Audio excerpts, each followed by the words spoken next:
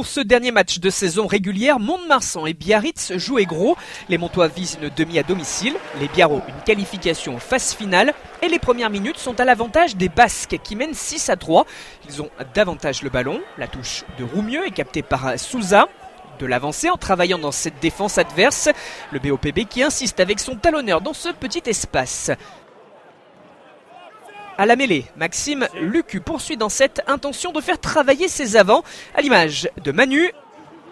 Puis après avoir fixé cette défense, cette volonté d'aller créer le surnombre sur les extérieurs, les trois quarts font circuler rapidement pour arriver à servir Seimoni Vaca en bout de ligne sans opposition. Il s'en va inscrire le premier essai de la rencontre.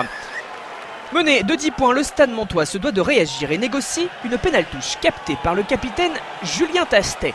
Christophe David à l'arrière de ce ballon porté, cela progresse nettement et la défense du Biarritz Olympique se met à la faute en écroulant. Monsieur Minery n'hésite pas une seule seconde, l'occasion allait à l'essai. Il signale donc l'essai de pénalité. Les Landais reviennent dans la rencontre mais restent menés, d'autant plus que les Basques reprennent leur marche en avant.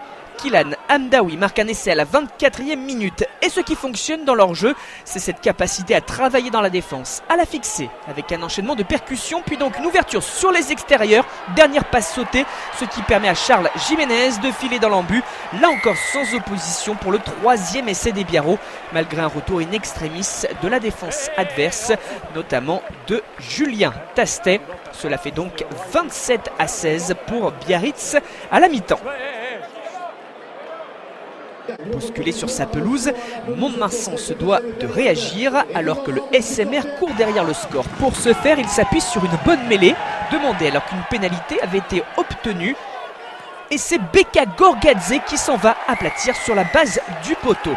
Au tour des buteurs de se distinguer, on change plusieurs fois de leader. Porté par cette envie de disputer les phases finales, les Basques mènent 33-32. Il y a cette pénaltouche, Alban Placine capte derrière et surtout parvient à s'échapper. Le troisième ligne résiste au dernier plaquage et marque le quatrième essai du BOPB.